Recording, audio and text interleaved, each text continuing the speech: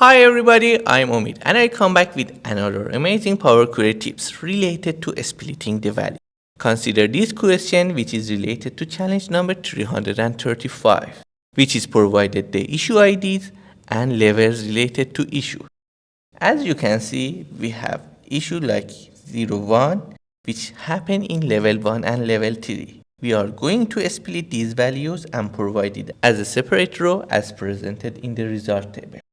This challenge is presented on my LinkedIn page. You can go there and find a bunch range of solutions using Python or Power Query, DAX, SQL and other tools. But here we are going to address it using Power Query. Let's see how we can handle it. This is the loaded data into the Power Query editor. And for splitting the level columns, you can select the level from the Home tab, pick a split column.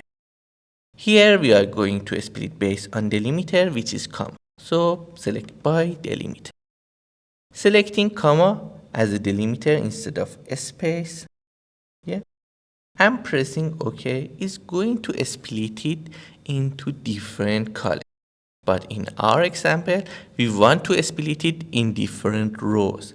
So let's remove two generated steps. Go back here.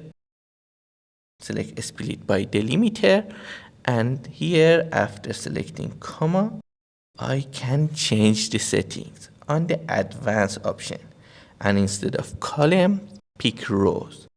It means that after splitting provide the result in separate rows.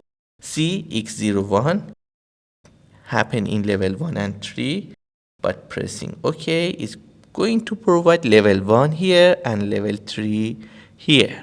But to make the result column in a clean way, we can select the level here, go and say replace level space with nothing and pressing OK. It's remove level from all the existed cells. And then we can select this column, go to the transform tab, and here from the format bar, let's say add prefix and add the level as a prefix of every value here. By pressing OK, you can see that the problem is solved.